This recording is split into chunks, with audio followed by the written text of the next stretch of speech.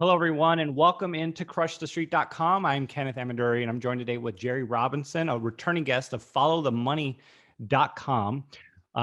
Fierce truth, real profit. They've been running for over a decade now. So someone who's been a real treat every time he comes on the show. No hype, but just real good analysis. And if you want that and you want access to his premium membership, visit the website at followthemoney.com. You can access it with a discount code SAVE10SUMMER, SAVE10 summer. And you can sign up and get a good discount on a great service. So, Jerry, thanks so much for coming on the show with me today. Oh, it's an honor. Thanks for inviting me. I appreciate it. Well, follow the money. I think it's an interesting name and something that we're always trying to do. And that is follow the trends, figure out where things are headed. And in this environment, we have seen this boom in high growth in 2020. I mean, we've seen Zoom, Facebook, all the tech stocks grow. And then you had all these more fringe companies that were still really big, Palantir and BNGO. I mean, just ballooning, going crazy. The Airbnb IPO. I mean, just insanity with what we've seen on the highest level, actually. And then February 2021 came around, and a lot of those companies peaked and are down 50 to 70, 80%, depending on which ones you were in. Tesla was the safe haven when it came to those high growth companies. So just want to get your thoughts on where we're at, with the flow of money as it pertains to especially this high growth stock trend we've seen. Well, sure. Yeah. So Kenneth, the things that we've been seeing in the markets have been, obviously we had that pretty big shakeout with the Federal Reserve making their statement, hinting at a hawkish tone for the future. And although nothing is binding that the Fed says, it was enough to shake out some of the weak hands in the market. Also, it pushed down some commodity prices in the near term. We think that's probably a near-term phenomenon to see commodities falling in this environment. Remember, the Federal Reserve has done nothing material. They have done nothing actually that is real. It's only been mere talk. And again, nothing that they have said is binding, so they can change their minds at the next meeting. So, but regardless, investors probably need to be very conscious of what the Fed is saying. They need to obviously pay attention, but at the same time, the realization that this economy remains on the edge. I know we get this narrative that the economy is robust. We've talked about this before when I've been on your show, about how we constantly hear, we heard it all through the Trump administration, how we had the greatest economy ever. Even where we are now, we keep hearing about how robust the economy is. Well, that all sounds fine, and it may even seem to be true when you see the demand that's out there, and you would say, well, gosh, the labor market seems fairly tight, and you do have quite a bit of the stock market is booming, right? And so people would say, well, I guess the economy is pretty good. But in reality, it's really quite the opposite, I would suggest. This market is, of course, propped up by a tremendous amount of liquidity that is artificial. And what's so telling to me, and I've probably said this on your show before, but I just keep coming back to it. If you look at the average interest rate for the last 30 or 40 years, you'll discover that it's at about 5.67%. Well, this economy here could not handle that kind of interest rate. If we raised interest rates to 5.67% and said, hey, that's the average rate, let's raise the interest rate to 5.67%. I mean, how many people would be, going bankrupt? How many foreclosures would there be? How many businesses would be going out of business? So in other words, when you have 0% interest rates and you have a Federal Reserve that for a long time was literally just buying corporate bond ETFs, when they're pushing in $120 billion a month into bonds, okay, well, you have a distorted economy. To call it a good economy would be like saying that someone who is in a good mood because he takes heroin every day, I mean, maybe he's in a good mood. You say, well, the guy's a nice guy. Well, yeah, he's a nice guy. He's pumped full of drugs. But what happens when you stop, giving him drugs? Is he still a nice guy? You find out that he's not. And so I think it's the same way with the economy, is that right now everything seems okay because they're pumping in all of this stimulus. But in reality, you can't call that good if it couldn't survive without it. So having said that, I want that as the context here, because whatever we're talking about artificial stimulus that is propping up all of these markets, and investors have been encouraged, to go into highly speculative assets. Look at the crypto market boom. Look at people investing in Dogecoin, for example. My goodness. I mean, look at the meme stocks. You have something like and I know people, look, I wish people who invest in these stocks well. I don't, I don't invest in them myself. I prefer things that actually make money. But take a look at something like AMC stock, which I have no interest in, and I wish everybody who invests in it well. But when you look at the actual fair value of AMC, it's 19 cents. That stock, I think, is trading around $65. And we've seen this story before. We've seen this manic investing style before. We saw it in the dot-com boom. We saw it in the real estate market leading up to the 2008 crash. Kenneth, we're going to have another wipeout. And the people who will be protected in this environment, in my opinion, will be the same people who were protected in the last two busts. And that's those who are diversified. So going all in, as they tell us to on social media, is a really bad idea. Having a balanced, diversified portfolio, having some physical real estate, having some physical metals, having some stocks, having other things as well in your asset mixture is the way forward. But just lastly, just to directly answer your question, we have seen quite a bit of money flowing back into the tech space. So one of my core investments in the stock market is the NASDAQ 100. I like the NASDAQ 100 as a long-term investment for my retirement portfolio. And the reason why I like the NASDAQ 100 is because it always has, at its thesis is to basically invest in the top innovative companies, 100 companies in the United States. So you instantly own companies like Apple, Amazon, Microsoft, Facebook, all of these companies that are Tesla, that are innovative, but you don't have the single stock risk. So you're not holding one and hoping that it goes up. You're holding a big basket of them. And if you go back and look over the last, many years, it's done very well. And we're seeing money flow back into the net. Like, for example, this week, we do trend rankings for all of our members at followthemoney.com. And right now, the number one tech ETF on trend strength is QQQ, which we own, the NASDAQ 100. The second top ranking is cybersecurity, ticker symbol HACK, which is not surprising with all the cyber attacks we've been seeing. So there has been quite a bit of flow back into tech. We think that's probably going to continue as people look for more risk to try to make money, because they cannot get any money by putting their money in the bank. So they have to take on risk. And if you're going to take on risk, I would advise, as high quality risk as you can find. Yeah. Well, and isn't that what our world has become? We're almost forced to speculate. We don't have that opportunity to get those 5.6% interest rates risk free.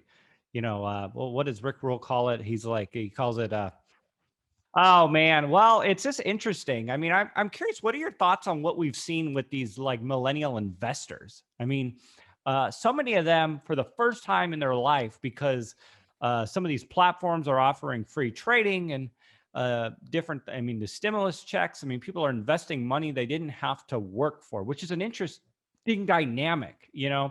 We're talking about a time when you have to speculate almost to get a return on your investment. But people don't have to speculate in the sense that they didn't work for their money that a lot of them invested. For the first time, they're using their stimulus checks and buying crypto, or they're buying high growth stocks and going, oh, well, it's, house money. But how is that somewhat changing in your opinion? We did a podcast episode a couple of years ago called Why Millennials Don't Understand Gold, or Millennials Don't Get Gold. I forget what the exact title was. So certainly what is lacking, I think, is the financial education. So, the average individual who goes to high school today and college, 10% of those people are going to get any kind of personal financial education. So it's very dismal on that front. By the time they get out of high school or college and they're in the working world, if they didn't have good financial education, financial philosophies instilled into them by their parents, which hopefully they did, not, of course, not, all of our parents aren't perfect. They don't often know themselves. They weren't maybe taught good financial practices. And so we end up in this world where then what do we do now? Well, we're left to the financial institutions like JP Morgan. They're ready to educate you on their, on the financial world. What does their education tell you? Well, basically give them your money and leave it with them as long as possible, right? And take out as little as possible. So clearly that's bad advice. And then what's left is social media. And I was just telling our members on a private members only call the other day that, we get a lot of new members here at Follow the Money on a regular basis, and many of them have been hurt by the advice, the free advice that they get on social media. People, going all in. People don't understand asset allocation. That's not something that we come out of the womb knowing. That's something you got to learn, and it's important to be diversified, as I had hinted earlier. So I will say I am discouraged by what I'm seeing on social media. I'm discouraged by the lack of financial education that's out there. I don't think that it's terminal. I think we can consider this is what we've been doing for a long time, is educating people on the topic of finance and trying to, through our 5 levels of financial freedom, we teach people not to put the cart before the horse, build some savings, make sure you build a moat around your castle before you start building the castle. Diversify your investments, diversify your income. Don't rely upon one income stream. These are very core things we've been teaching.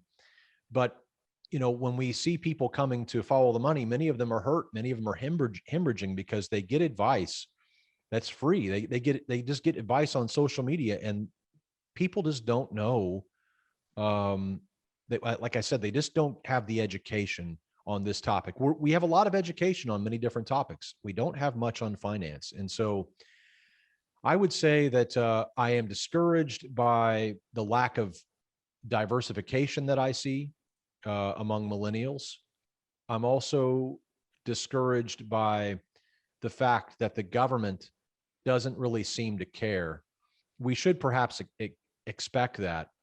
But, I'm a fan of studying Native American history and even just history in general, but Native American history fascinates me. And one of the tribes, the Iroquois, had a saying that whatever you do, whatever decision that the community makes, they should consider how that will impact the next 7 generations. And that's wisdom. In Washington, we don't see that. No one is looking out for the millennial in Washington. No one is looking out for the boomer in Washington, for that matter. They're looking out for themselves. And so we have a massive amount of debt. We have no plan to pay it off at the federal level and at the state level, at the local level. So there's just a bunch of recklessness. And when recklessness is modeled from the top, you can't expect much else from, those who are at the bottom. Yeah. Absolutely. And it's interesting what you brought up. And I thought about this after the fact when you said you were investing in the NASDAQ 100 companies. And it goes to show human innovation. People are always innovating. And I think there's something to that. I want to say, going back to Rick Rule, he's even said that, I believe in 10 years, 20 years, things are going to be, better and growing. And there might be some way to, you know, as humans, innovate out of some of the problems that we have. I mean, we've learned to live in areas that, were inhabitable, and deal with illnesses and problems and dead ends through innovation. And, there's something to be said about human innovation dealing with the massive problems we have on the government level. Although I think it's just, there one side of me is optimistic about it, but then you look at the numbers. I mean, we're just on an exponential train wreck to a dead end road with that. But just the connotation of investing in technology, always humans going beyond what we think is possible, and dealing with the problems we have. To that point, I would have two comments. First, innovation. I totally agree that innovation is just a thing that's not going away. I mean, even through the 1930s, many people don't realize that through the 1930s, there were many incredible innovations that were going on. So in the depth of the Great Depression, you still had innovation. And innovation always is going on. And in fact, it's accelerating even in our day. So absolutely, being exposed to that as an investor is going to be, I think, wise long term, having exposure to innovation. The problem is that if you're not exposed to it, the government is certainly not innovating in how it's dealing with its debt. Or in fact, it's going backwards. And so I would say that for those who are invested properly, for those who are wise and prudent with their finances, innovation can work for them. And certainly innovation can work for the consumer. I mean, it can make us healthier, or it can improve our chances of living or longevity, or whatever. But I would say that it's not doing much for those who aren't invested. It's not doing much for people who are not fully exposed. And this is where things are being betrayed. The Federal Reserve policy was literally designed to insulate the investor class. It was not designed to, to insulate the saver class. It wasn't designed to help the poor. It was designed to help those who are willing to put money at risk. And that's what the Federal Reserve policy is doing. And people who are behind are getting further behind. And that's just a fact. So innovation doesn't change that. And so, yes, on one front, innovation will continue. Those who have the ability or the willingness to invest in that innovation, I think, will benefit for sure over time.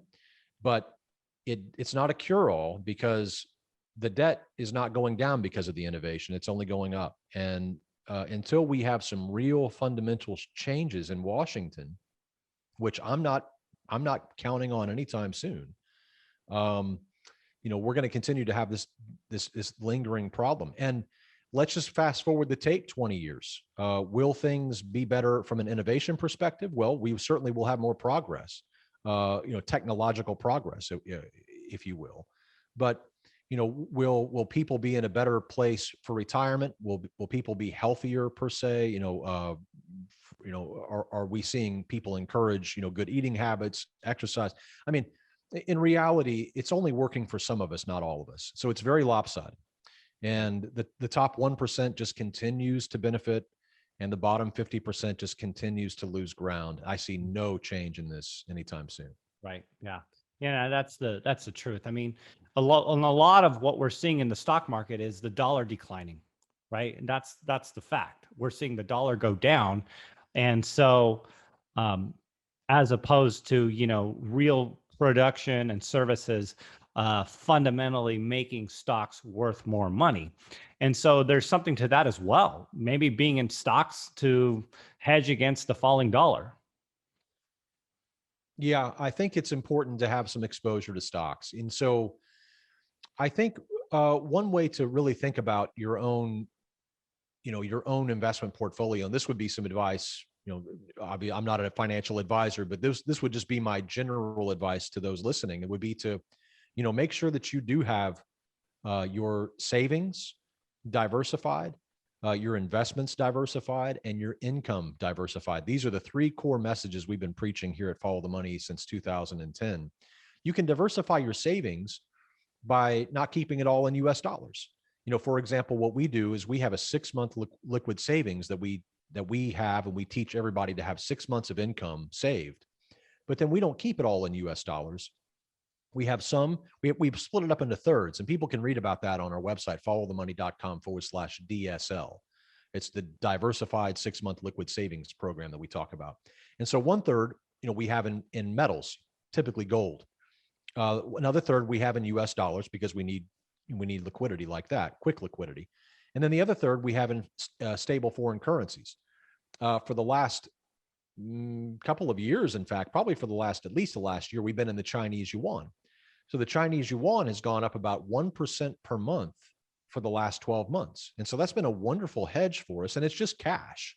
I mean, people who are living in China don't wake up freaking out thinking they're taking some sort of risk because they hold the Chinese yuan. It's just their currency. And so it may seem strange to us because we live in the United States and we don't use that currency, but it's, it's just a current. And in fact, it's going up in value versus the US dollar. So having some diversified savings is one way to approach this. Then investment diversification, and that doesn't mean having some gold mining stocks and some tech stocks. I mean, that's not diversification. Diversification would be having some stocks, and then also having some real estate, and then having some physical metal. Then maybe having a small portion in digital assets. We've been allocating 5% of our total investable assets to digital assets since, for the last 8 or 9 years, I guess 9 or 10 years now. It's pretty wild. But so digital assets make a lot of sense for a small portion of your money. Again, people look at cryptocurrencies, for example, and say, no, there's no way I would lose my shirt. Well, we put a nickel in, and we have seen a 200% return from Bitcoin for the last decade, every single year, average annual return. So, putting a nickel into Bitcoin has been a fine thing. Now, if I put 50% into Bitcoin, that's an entirely different discussion, but again, it's how you diversify what you have and how you allocate it. Allocation is the most important thing, I think, for your future success or failure, how you allocate your money. It's so And true. so investment allocation there, and then income diversification is the final one. And so this was something I learned early on. My father was he owned his own business, and he really inspired me in that. I went out, tried to get a job, got a corporate job, quickly discovered it was not for me. I climbing the corporate ladder. So I started my own businesses, and I failed. I fell on my face many times. But over time, I learned that the power was in diversifying the income, not relying upon one income stream. And so on our website, followthemoney.com, we teach 22 different income streams that you can create both now and in retirement. It's called our Income University. And so we teach people to say, hey, how many income streams can you create? And we want to challenge people to have certainly more than one, to have 2, 3, 4. We have some members who have 10 income streams, and it makes you feel good when you know that if you lose one income stream, it's okay because you've got 9 more. It doesn't happen overnight. This is not something you just snap your fingers and it happens. It takes hard work, but it's worth the hard work. It's really worth it.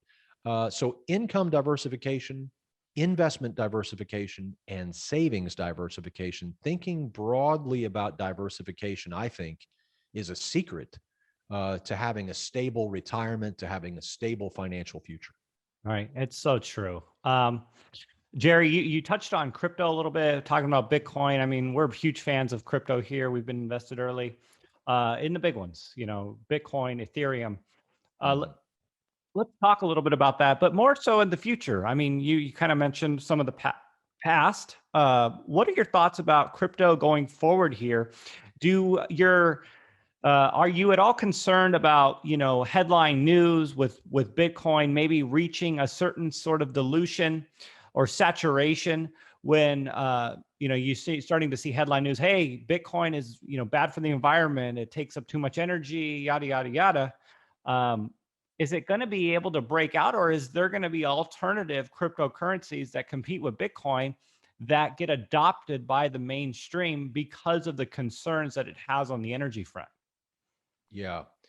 So having been in the space for some time, I've certainly become numb to the volatility. So volatility is just to be expected in these early innings of cryptocurrency. So I've lived through now 280 to 85% crashes, and I'm just a hodler.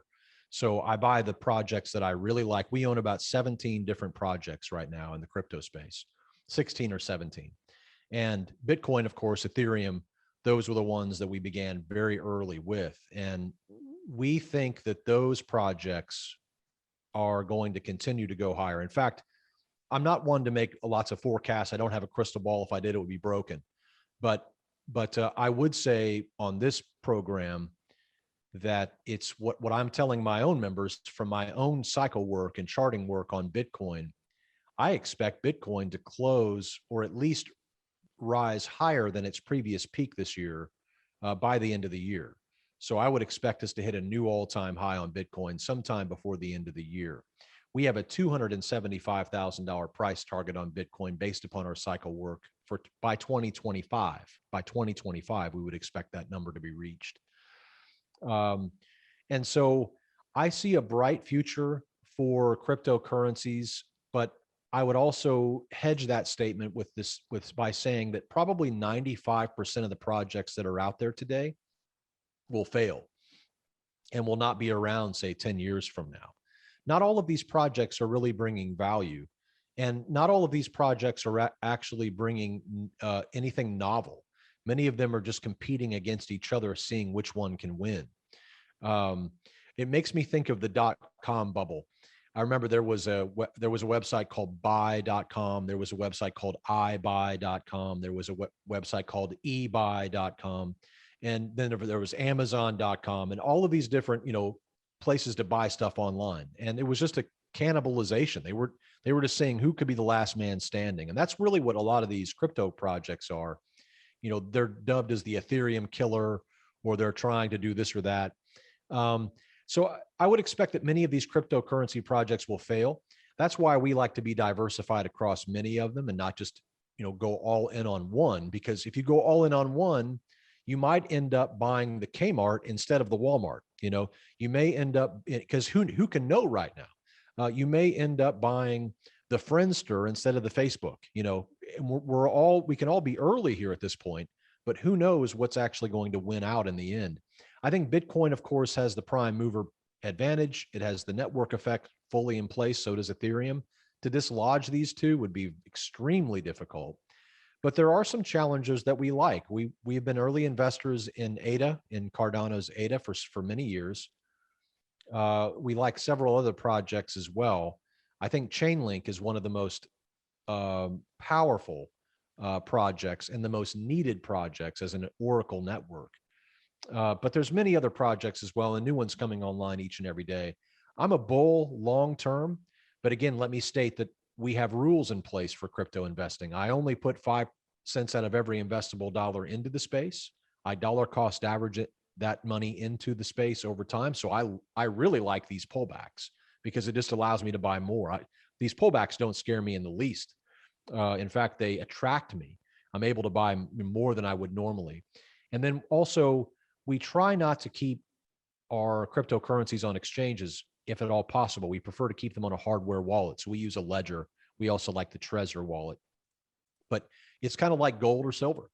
If you don't hold the private keys in your hand, then you don't really own it.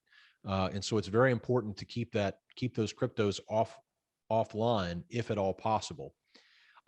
One other final thing I would say about cryptocurrencies is that when we were talking about the lack of yield, this is where cryptocurrencies really excel. Some projects allow you to stake. So, for example, with the project Polkadot, we're earning like 11% yield through staking, which is really fantastic. Many other projects pay a very good premium as well, or staking rewards as well. And then you have DeFi projects like Celsius or BlockFi that are allowing people to earn around 9% per year on US dollar coins, which are basically stable coins. And so, I'm able to take US dollars, convert them into stable coins like US dollar coin, and then put them in a DeFi bank like, Celsius or BlockFi, and then earn a 9% yield paid out weekly, right? This is why the Federal Reserve is scared about stable coins. You often hear them talk about Bitcoin and Ethereum, but they're really worried about these stable coins because these stable coins offer an opt-out for the people where they have something stable. It's attached to the dollar, pegged to the dollar, theoretically. And, time will tell on that, by the way. But then you're able to earn a yield that's not 0.001%. You're actually able to earn a real meaningful yield. So the Federal Reserve is rightfully concerned about what's going on, where we've been talking about the petrodollar for so long. Now we have, on top of that petrodollar situation, we have stable coins that pay upwards of 9% interest per year.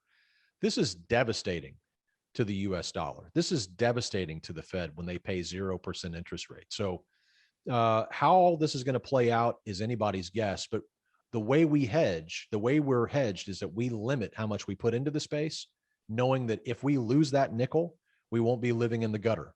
We'll be okay. We'll live to see another day. Yeah, that's really good words. And the flip side of that is everyone would be probably pretty happy in hindsight if they put 50% of their money into Bitcoin back in 2013, fell into a coma.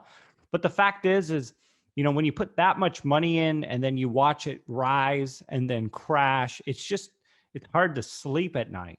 Yeah. And even just to deal with watching your money go, let's say, call it the $60,000 benchmark. If you have such a high exposure to it, sure, it's great on the upside, but then can you deal with the downside? And that's the problem. And then people sell at the wrong times, they buy at the wrong times, and they get washed and rinsed. It's easy to look at a chart and think that everyone's making money, but during the hypes is when people are buying, and then things sell off, and a lot of those people that bought high are selling low, and that's just the nature of it. And watch even the nature of this Bitcoin move to 30,000. I mean, how many people are going, are selling the rips, like Peter Schiff likes to call it? When it goes back to 35, I'm like, oh my God, it's back to 35. I wasn't going to sell at 50, but I can't take this volatility. I'll take 35,000 for my Bitcoin. And then, that selling pressure is what perpetuates this bear market. Call it a bear market. I mean, I know that's questionable. But and then just until we really capitulate. And so again, if you got a long-term time frame and you're invested properly, you don't have to worry about it. But if you're trying to day trade this with everything you got in your bank account, that's a very stressful thing to do. And it takes a huge mental game to come out of these major volatile markets without injuries. And so I'll let you finish off with those comments there. And then, let's wrap up this interview. Yeah, well, I think what you've said is true. It's important, again, for people to remember when it comes to any of these spaces, whether it's cryptocurrencies, whether it's speculative types of stocks, you don't want to use your rent money. You don't want to use money that you can't afford to lose. It's very important that you use money that's, specifically for speculation. And you really shouldn't even be investing if you don't have a base of savings. Good savers make better investors. And the reason is that when you have savings in the bank, when you have, as we talked about, that 6-month liquid savings, then if you have a flat tire, you're going down the road, you have a flat tire, you know that you don't have to whip out the Visa, you've got cash in the bank, helps you sleep better at night. But it also means that when you come to the stock market or the cryptocurrency market, that you don't have to hit a home run every single time, right? It's not about that. But the reason why people try to hit a home run every single time is because they don't have any money. And so they have to try to hit a home run. And this means they have to take on enormous amounts of risk. And then, of course, that's often very, very risky. Of course, people can lose their shirt. So having a base of savings, having that liquidity gives you an opportunity pool of capital. It gives you an emergency cushion, and it makes you a better investor because, again, you don't have to try to swing for the fences every time you invest. You can be prudent and diversify. Absolutely. Well, Jerry Robinson, everybody, of followthemoney.com. Jerry, thank you so much for coming on the show, sharing your insights, and just always giving us so much value with your research and what you do. I mean, if people want to learn more about what you do, I would suggest everyone go to your website. Use the discount code, by the way. Let me just give that to everyone. Save 10 summer. We'll give you a good discount on that. So again, Jerry, thank you again for coming on the show with me. Oh, my pleasure. Thank you very much, Kenneth.